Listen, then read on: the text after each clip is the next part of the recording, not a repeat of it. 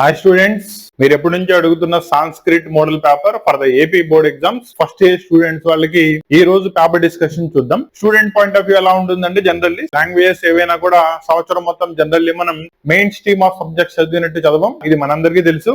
Last లో నేను పుస్తకం తీస్తాను, కాకపోతే పేపర్ మోడల్ నాకు క్లియర్ కట్ గా కావాలి, సో దట్ రేపు నాకు బోర్డ్ ఎగ్జామ్స్ లో 99 మార్క్స్ కంటే తగ్గకూడదు. ఏవి చదువుకుంటే డెఫినెట్లీ మీకు దాని నుంచి క్వశ్చన్స్ వస్తాయి. గ్రామర్ పార్ట్ కనుక తీసుకున్నట్టయితే శ్లోకాలు, శబ్దాలు, ధాతువులు, సంధి విడిదేయడం, సంధి కలిపి రావడం, ఏ సంధి జరుగుతుందో చెప్పడం, ఇవన్నీ కూడా ఈ రోజు క్లియర్ కట్ గా డిస్కస్ చేద్దాం.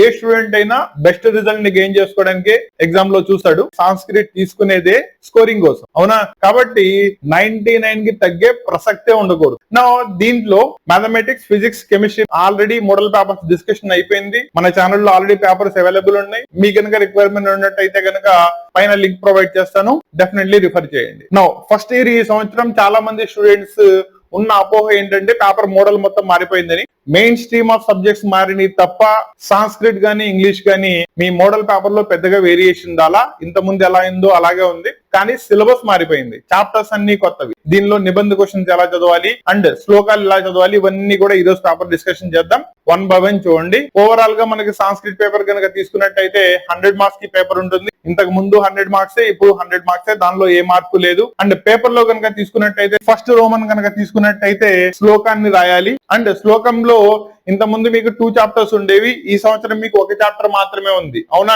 అది కూడా నీతి శ్లోక్ 1 చాప్టర్ మాత్రమే ఇచ్చాడు. మీకు ఈ సంవత్సరం పద్య భాగంలో టోటల్లీ 5 చాప్టర్స్ ఉన్నాయి. 5 చాప్టర్స్ లో 1 చాప్టర్ మాత్రమే శ్లోకాల కోసం ఇచ్చాడు. కాకపోతే ఈ 1 చాప్టర్ నుంచి మీకు 8 శ్లోకాలు ఉన్నాయి, కంఠస్థ శ్లోకాలు. అంటే ఈ 8 శ్లోకాలు చదవాల్సిందే. సో దీనిలో వచ్చేటప్పటికల్లా మీరేం చేస్తారంటే, వీటిల్లో ఉన్న ఫస్ట్ 4 శ్లోకాలు ప్రాపర్లీ చదువుకోండి. వాటి నుంచి ఒకటి కంపల్సరీగా వస్తుంది. లేదు పేపర్ ఏ సెట్ వచ్చినా కూడా, పేపర్ ఎంత టఫ్ గా వచ్చినా కూడా నేను రాయాలి, శ్లోకం నుంచి వచ్చే 6 మార్క్స్ నాకు మిస్ అవ్వకూడదు అంటే గనక అట్లీస్ట్ దీనిలో 8 శ్లోకాలు ప్రాపర్లీ చదువుకోండి. నా శ్లోకాలు ఎలా చదవాలి? శ్లోకం రాసేదానికి పద్ధతి వచ్చేటప్పటికి ముందు కవి పరిచయం రాయాలి, దెన్ శ్లోకం రాయాలి, మూడోది భావం రాయాలి. ఈ 3 రాస్తే మాక్సిమం 6 మార్క్స్ పడిపోతాయి. కానీ ఎక్కడైనా 1 అరా పోయేలా ఉంటే మీరు ఏం చేస్తారంటే, కింద 1-2 లైన్లు వ్యాకరణ అంశాలు రాయండి. అంటే ఈ శ్లోకంలో ఒక సంధి విడదీసి రాయడం గాని, ఒక పర్టికులర్ సంధి పేరు రాయడం గాని, లాస్ట్ వ్యాకరణాంశం 1 కనుక రాసినట్టయితే దీనిలో 6 మార్క్స్ కి 6 మార్క్స్ తప్పకుండా పడిపోతాయి. క్లారిటీ వచ్చిందా? సో మళ్ళీ చెప్తున్నాను, శ్లోకం రాసేటప్పుడు ఎలా రాయాలి? ముందు కవి పరిచయం రాయాలి, దెన్ శ్లోకం రాయాలి, మూడోది భావం రాయాలి, 4వది వచ్చేటప్పటికల్లా వ్యాకరణాంశం. వ్యాకరణాంశం అనేది ఆప్షనల్ 1. ఎక్కువ మార్క్స్ కావాలి అనుకుంటే కనుక రాయండి, లేదు నేను చదవలేను అంటే కనుక ఫస్ట్ 3 పార్ట్స్ అయితే మాత్రం కంపల్సరీ రాయాల్సిందే. క్లారిటీ వచ్చిందా? కాబట్టి శ్లోకాలకి మీరు నీతి శ్లోక్, దట్ ఈస్ 3వ చాప్టర్ ని కంప్లీట్లీ చదువుకోండి. దీనిలో నెక్స్ట్ రోమన్ వచ్చేటప్పటికల్లా 2nd Roman and 3rd Roman, ఇవి 2 కూడా నిబంధ questions, that is LAQs, SA questions రాయాలి. ఒక్కొక్కటి 6 మార్క్స్ వస్తాయి. 6 + 6 12 మార్క్స్ వస్తాయి. నో నిబంధ క్వశ్చన్స్ వచ్చేటప్పటికి పద్య భాగం నుంచి మీకు 5 చాప్టర్స్ లో 1 చాప్టర్ వచ్చేటప్పటికల్లా శ్లోకానికి చదివేస్తాం. దట్ ఈస్ నీతి శ్లోకాన్ని కనుక వదిలేసినట్టయితే మీకు ఇంకా 4 చాప్టర్లు ఉంటాయి. 4 చాప్టర్లో ఫస్ట్ది హనుపదేశము, రెండోది రథోశౌర్యము, నెక్స్ట్ 4వది వచ్చేటప్పటికల్లా జనాధరం, 5వది వచ్చేటప్పటికి ప్రతిశ్రుతి. ఈ 4గిట్లో ఫస్ట్ 2 మీరు ప్రాపర్లీ కనుక చదువుకున్నట్టయితే వీటిల్లో నుంచి ఒక నిబంధ క్వశ్చన్ కంపల్సరీ వస్తుంది. 2వ నిబంధ క్వశ్చన్ వచ్చేటప్పటికల్లా 4-5 చాప్టర్స్ నుంచి ఇస్తాడు. లేదు దీనిలో కూడా పేపర్ హార్డ్గా వచ్చినా నాకు ప్రాబ్లం ఉండకూడదు, నేను పర్ఫెక్ట్లీ నిబంధన రాయాలంటే అట్లీస్ట్ 3 చాప్టర్స్ ప్రాపర్లీ చదువుకోండి. దీనిలో వచ్చేటప్పటికల్లా హనుమద్ ఉపదేశం 1, రథోశౌర్యం 1, జనాధరం 1, ఈ 3 కనుక చదువుకున్నట్టయితే ఈజీ చాప్టర్స్. ఇవన్నీ కూడా మన ఎపిక్స్ నుంచి ఇవ్వబడినాయి కాబట్టి మీకు అర్థం చేసుకోవడం కూడా ఈజీగా ఉంటుంది. రిప్రజెంటేషన్ చేసేటప్పుడు కూడా ప్రాపర్లీ రాస్తారు. నో నిబంధన రాసేటప్పుడు ఎలా రాయాలి, రాసే పద్ధతి ఎలా అనే దాని గురించి నెక్స్ట్ క్లాస్ లో డిస్కస్ చేస్తాను, ఓకేనా? ఇప్పుడు మనం పేపర్ మోడల్ ని డిస్కస్ చేస్తున్నాం కాబట్టి ఈ క్లాస్ పేపర్ మోడల్ డిస్కషన్ దాకే రెస్ట్రిక్ట్ చేద్దాం, ఓకేనా? మెయిన్ గా ఈ క్లాస్ సెషన్ లో ఏ చాప్టర్స్ నుంచి మనం ఏ రోమన్స్ ని కవర్ చేసుకోవాలో ప్రాపర్లీ చూసుకున్నట్టయితే మనకి పేపర్ మీద కంప్లీట్లీ ఒక క్లియర్ అండర్స్టాండింగ్ వస్తుంది, అవునా? ఇది వచ్చేసిన తర్వాత రాసే పద్ధతి గురించి ఇంకో సెషన్ లో మీకు క్లియర్ కట్ గా డిస్కస్ చేస్తాను. క్లియరా? నెక్స్ట్ మూడో రోమన్ వచ్చేటప్పటికల్లా గద్య భాగం నుంచి నిబంధ క్వశ్చన్ ఒకటి రాయాలి. దీనిలో మీకు 5 చాప్టర్స్ ఉన్నాయి. ఆ 5 వచ్చేటప్పటికల్లా అజ్ఞాతశో వశో నదేయ, నెక్స్ట్ శూద్ర వీరవర కథ, ఈ 2 ప్రాపర్లీ చదువుకోండి. ఆ రెండింటి నుంచి కంపల్సరీగా ఒకటి వస్తుంది. లేదు మూడో చాప్టర్ కనుక తీసుకున్నట్టయితే మూర్ఖ పండిత కథ, ఈ 3 కనుక ప్రాపర్లీ చదువుకున్నట్టయితే వీటిల్లోంచి కంపల్సరీగా ఒకటి వస్తుంది. మీరు ఎటువంటి తప్పులు లేకుండా కనుక రాసినట్టయితే దీని నుంచి వచ్చే 6 మార్క్స్ కి 6 మార్క్స్ వచ్చేస్తాయి. ఓకేనా? కాబట్టి గద్య భాగంలో ఉన్న 5 చాప్టర్స్ లో ఫస్ట్ 3 చాప్టర్స్ ని ప్రాపర్లీ చదువుకోండి, సరిపోతుంది. నెక్స్ట్ 4వ రోమన్ కి వెళ్దాం.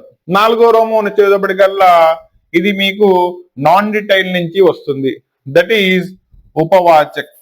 నా ఉపవాచక్ లో మీరు కనుక తీసుకున్నట్టయితే దీంట్లో ఓవరాల్ గా మీకు 5 చాప్టర్స్ ఉన్నాయి, అంటే 5 కథలు ఉన్నాయి. దీనిలో ఫస్ట్ వచ్చేటప్పటికల్లా వినేయ విధేయత చ మిత్రస్య లాభం, నెక్స్ట్ పాపస్య ఫలం, నెక్స్ట్ 4వ చాప్టర్ వచ్చేటప్పటికల్లా దానశూర్ శిబి, 5వది వచ్చేటప్పటికి మైత్రి. ఈ 5 చాప్టర్స్ లో ఏవైనా మీరు 3 చాప్టర్స్ ని పర్ఫెక్ట్లీ చదువుకోండి.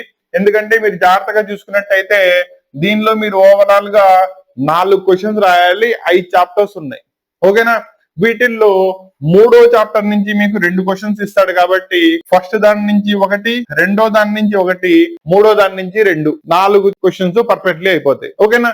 లేదు నాకు మిస్ అవ్వకూడదు, చాప్టర్స్ అన్ని కూడా స్టోరీసే కాబట్టి నేను ఈజీగా చదివేసుకుంటాను అనుకుంటే కనుక ఇంకొక చాప్టర్ దట్ ఈస్ మైత్రి చదువుకోండి, చాలా ఈజీగా ఉంటుంది. ఇలా ఒక 4 చాప్టర్లు కనుక దీంట్లో ప్రాపర్లీ చదువుకున్నట్టయితే దీని నుంచి 2 మార్క్స్ కి వచ్చే 4 క్వశ్చన్స్ కూడా మీరు కంప్లీట్ చేసుకోవచ్చు. అండ్ 8 out of 8 మార్క్స్ ని ఈజీలీ గెయిన్ చేసుకునే ఛాన్స్ ఉంది. ఇవన్నీ కూడా ఆల్మోస్ట్ ఒక 3-4 పారాగ్రాఫ్ల్లో ఉండే చిన్న చిన్న చాప్టర్స్ మాత్రమే. క్లియరా?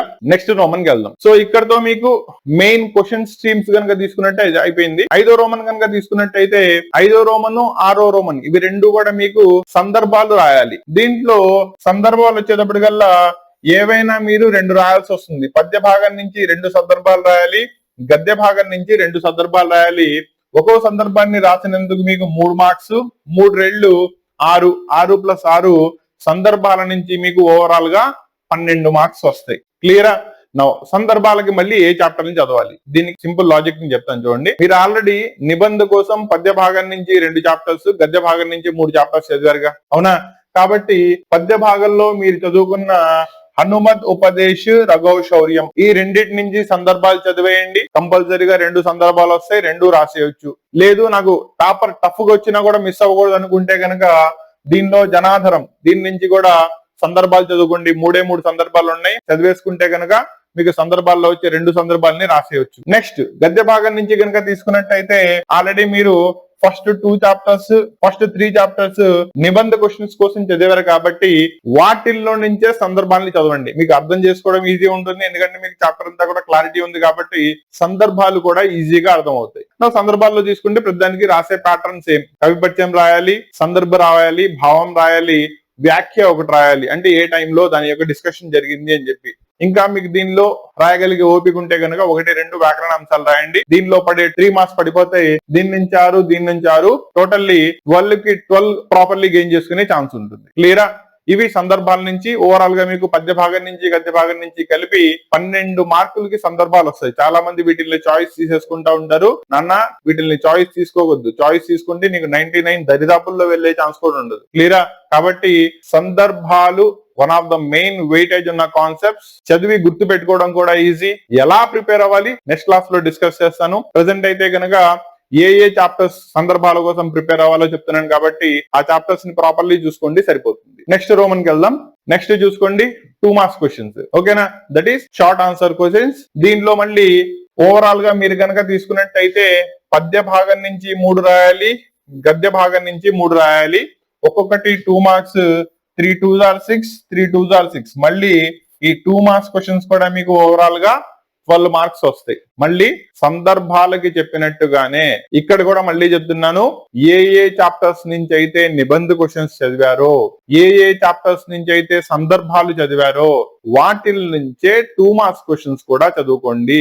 చాప్టర్ మీకు బాగా తెలుసు, సందర్భాలు కూడా దాని నుంచి చదివారు కాబట్టి 2 మార్క్స్ క్వశ్చన్స్ ని అవలీలుగా చదివేస్తారు. క్లారిటీ వచ్చిందా? కాబట్టి 2 మార్క్స్ క్వశ్చన్ కోసం మళ్ళీ వేరే చాప్టర్స్ లోకి వెళ్ళమాకండి. ఇక్కడ మీకు పద్య భాగంలో ఒక ఫెచ్చింగ్ చెప్తున్నాను చూడండి. పద్య భాగంలో లఘు ప్రశ్న, దట్ ఈస్ 2 మార్క్స్ వచ్చేటప్పటికల్లా మీరు ఆల్రెడీ నీతి శ్లోకాల నుంచి ఏదైతే శ్లోకాలు చదివారో దాని నుంచి ఒకటి ఇస్తాడు. కాబట్టి ఇక్కడ మీకు పద్య భాగంలో బెనిఫిట్ ఉంది, ఇది గుర్తుపెట్టుకోండి. ఓకేనా? కాబట్టి పద్య భాగంలో శ్లోకాలు చదివేటప్పుడు ఏవైతే 6 పద్యాలు చదివారో లేదా ఏవైతే 4 పద్యాలు చదివారో వాటికి భావాలు చదివారో దాని నుంచి ఒక 2 మార్క్స్ క్వశ్చన్ వస్తుంది. అది మీకు ఎడిషనల్ అడ్వాంటేజ్ అన్నమాట. క్లారిటీ వచ్చిందా? సో అలా 2 మార్క్స్ క్వశ్చన్స్, దట్ ఈస్ లఘు ప్రశ్నలు వచ్చేటప్పటికల్లా పద్య భాగం నుంచి 5, గద్య భాగం నుంచి 5 వస్తాయి. ఒక్కొక్క దాని నుంచి 3 రాయాలి, ప్రయాణం కాబట్టి. సో దీంట్లో దాని నుంచి 3, దీని నుంచి 3 రాసేయండి, మీకు ఈజీలీ 6 + 6 12 మార్క్స్ వచ్చేస్తాయి. నెక్స్ట్ రోమన్ కి వెళ్దాం. 9వ రోమన్ దగ్గర నుంచి మీకు మెయిన్ కాన్సెప్ట్ వచ్చేటప్పటికల్లా గ్రామర్, ఇవి మీద కాన్సన్ట్రేట్ చేసి మెయిన్ వెయిటేజ్ ఉంటుంది. దీంట్లో 9th రోమన్ కనుక తీసుకున్నట్టయితే పత్ర లేఖనం ఉంటుంది. మీకు సిలబస్ లో ఇంతకు ముందు 4 పత్ర లేఖనం మాత్రమే ఉండేది, ఇప్పుడు కూడా సిలబస్ లో 4 ఉన్నాయి. ఇందులో ఒకటి వచ్చేటప్పటికల్లా పుస్తక ప్రేరణే, పుస్తకాలయకి ఒక లెటర్ రాస్తారు. రెండోది వచ్చేటప్పటికల్లా జ్వరపీడిస్య విరామగ్రహణే, రెండోది పుత్రేణ ఆర్ పుత్రికాయ పితరం ప్రతి పత్రలేఖన్. ఇలా మీకు ఓవరాల్ గా 4 ఉన్నాయి. వీటిల్లో విరామగ్రహణే, పుత్ర ఆర్ పుత్రికాయ పితరంపతి లెటర్ ఒకటి, అంటే ఎవరిదో మ్యారేజ్, బ్రదర్ దో సిస్టర్ దో మ్యారేజ్ ఉంది అని చెప్పి మీకు లెటర్ రైటింగ్ రాయాలి. ఇలా దీంట్లో ఓవరాల్ గా ఉన్న 4 లెటర్స్ లో 2 లెటర్స్, 2 కూడా ఫార్మాట్ ఒకలే ఉంటుంది. దట్ ఈస్ ప్రధాన ఉపాధ్యాయుకి మాత్రమే రాస్తాం కాబట్టి ఫార్మాట్ కూడా ఒకటే ఉంటుంది. స్కూల్ అడ్రస్ కూడా ఒకటే రాయొచ్చు. ఆల్మోస్ట్ కంటెంట్, డేట్ ఇవన్నీ కూడా ఒకేలా ఉంటాయి. ఓన్లీ తేడా వచ్చేటప్పటికల్లా ఒక దానిలో 3 days లేదా 4 days కి లీవ్ రిక్వెస్ట్ చేసుకుంటూ ఉంటుంది. జ్వర పీడిసీ కనుక తీసుకున్నట్టయితే 1 రోజు మాత్రమే ఉంటుంది. ఇవి స్మాల్ చేంజెస్. ఇవి కనుక చూసుకుంటూ మీరు లెటర్ ని కనుక రాసినట్టయితే మీకు కావాల్సిన లెటర్ ఫార్మాట్ లో 5 out of 5 marks easily gain చేసేసుకోవచ్చు. అర్థమైందా? మీకు సిలబస్ లో 4 పత్రలేఖలు ఉన్నాయి, దానిలో 2 పత్రలేఖను ప్రాపర్లీ చదువుకోండి, వాటిల్లోంచి ఒకటి కంపల్సరీగా వస్తుంది. నెక్స్ట్ రోమన్ 10th రోమన్ వచ్చేటప్పటికల్లా శబ్ద్. ఎన్ని శబ్దాలు రాయాలి? ద్వయే శబ్ద్. అవునా? 4 ఇస్తాడు. వాటిల్లో ఏవైనా రెండింటిని కనుక రాసినట్టయితే ఒక్కొక్క దానికి మీకు 6 మార్క్స్, 2 6 are 12 మార్క్స్ వచ్చేస్తాయి. One of the most weightage ఉన్న రోమన్. క్లియరా?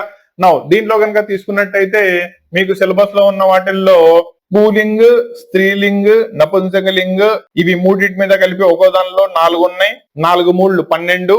ఈ 12లో పుల్లింగ్, స్త్రీలింగ్ ఒక్కో దానిలో 4 ఉంటాయి. అంటే ఓవరాల్ గా మీకు దీనిలో 8 శబ్దాలు ప్రాపర్లీ చదువుకోండి.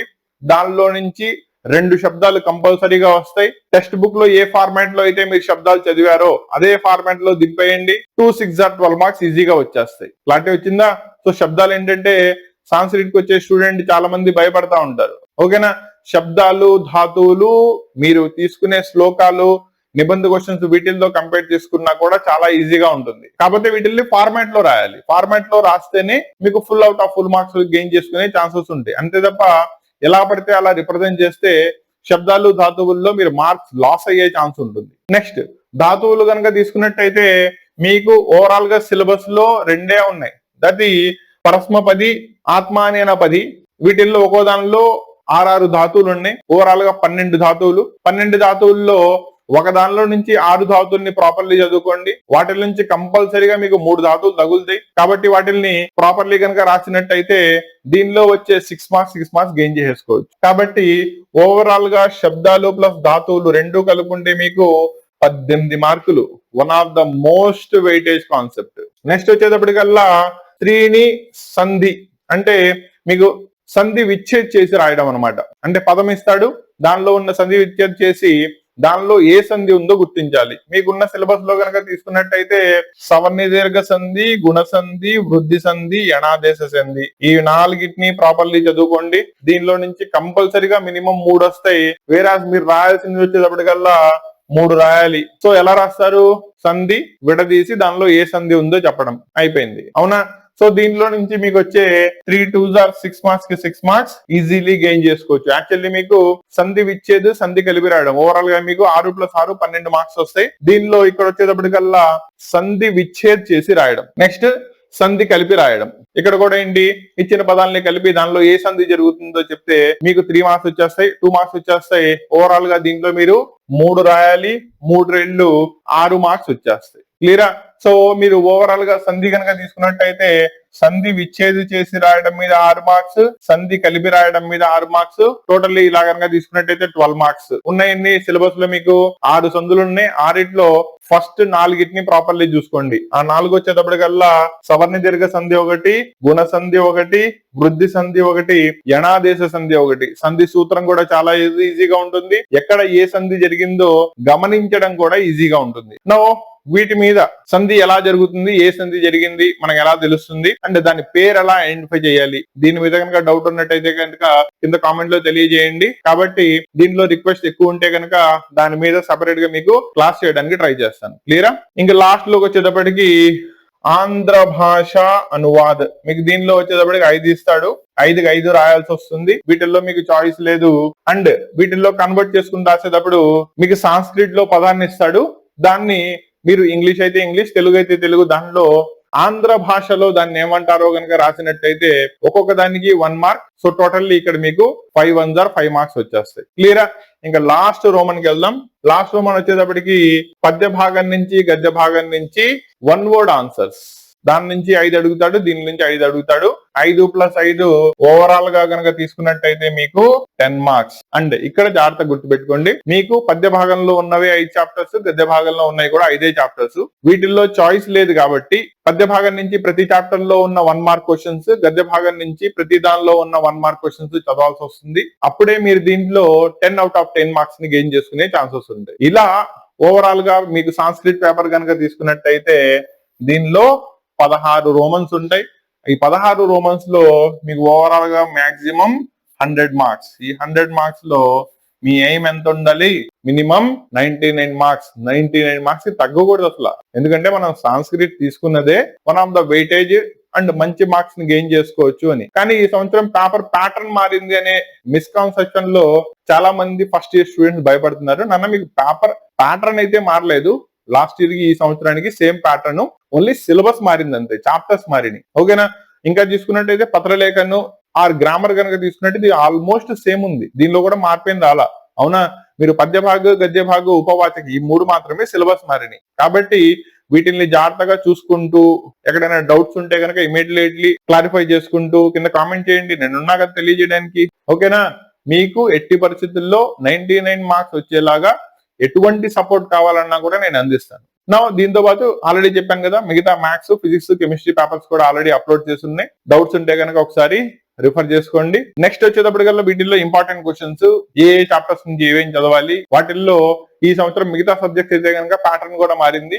టైం ఎలా ప్రాపర్లీ మేనేజ్మెంట్ చేసుకుంటూ ఎగ్జామ్ ప్రిపేర్ అవ్వాలి, ఇదంతా కూడా మీకు నెక్స్ట్ క్లాసెస్ లో డిస్కస్ చేయడం జరిగింది. కంటెంట్ కనుక నచ్చినట్టయితే, సార్ చెప్తున్న క్లాసెస్ మాకు పనికొస్తున్నాయి అనుకుంటే, ఎంకరేజ్ చేసే ఉద్దేశం ఉంటే ఒక లైక్ చేయండి. అండ్ కంటెంట్ నచ్చితే మీ ఫ్రెండ్స్ తో షేర్ చేయండి. ఓకేనా? నెక్స్ట్ ఇక్కడ ఇంకో పాయింట్ చెప్తున్నాను చూడండి. ఓవరాల్ గా మీరు చాలా మంది కాదు, స్టూడెంట్స్ అందరూ కూడా సాంస్క్రిట్ లో ఎవరు రాయరు, ఏది ఇంగ్లీష్ లో గానీ లేదా తెలుగులో గానీ రాస్తారు. రాసేటప్పుడు దీనిలో మెయిన్ గా నిబంధ్, that is 2nd Roman, 3rd Roman, ఇవి 2 ప్లస్ ఆంధ్ర భాష అనువాద్, ఈ 3 రోమన్స్ మాత్రమే మనం ఇంగ్లీష్ లో గానీ లేదా తెలుగులో గానీ రాయొచ్చు. వేరాస్ రిమైనింగ్ రోమన్స్ అన్ని కూడా సాంస్క్రిట్ టు సాంస్క్రిట్ మాత్రమే రాయాలి. అంతే తప్ప వాటిల్లో తెలుగు లేదా ఇంగ్లీష్ రాసే ఛాన్స్ లేదు. రెండోది, చాలా మంది స్టూడెంట్స్ యొక్క అపోహ ఏంటంటే సందర్భాలు చదివేటప్పుడు కూడా సందర్భాలను కూడా మనం ఇంగ్లీష్ లో గానీ లేదా తెలుగులో గానీ రాయొచ్చు అని. అలా రాయకూడదు. సందర్భాలు సాంస్క్రిట్ టు సాంస్క్రిటే రాయాలి. కవిపత్యం తీసుకున్నా, సందర్భం తీసుకున్నా, లేదా భావం తీసుకున్నా, వ్యాకరణాంతం తీసుకున్నా, it should be Sanskrit to Sanskrit only. Clarity వచ్చిందా? ఇది జాగ్రత్తగా గుర్తు పెట్టుకుంటూ మీ మోడల్ పేపర్ లో ఒకసారి క్లియర్ గా చూసుకుంటూ దేనికి ఎంత టైం అలాట్ చేయాలి, ఏది ఎలా రాయాలి, ఏది ఎలా రిప్రజెంట్ చేయాలి. ఎందుకంటే లాంగ్వేజెస్ లో రిప్రజెంటేషన్ అనేది చాలా ఇంపార్టెంట్. ఓకేనా? ఇవన్నీ చూసుకుంటూ ప్రిపేర్ అవ్వండి. All the best for your exams.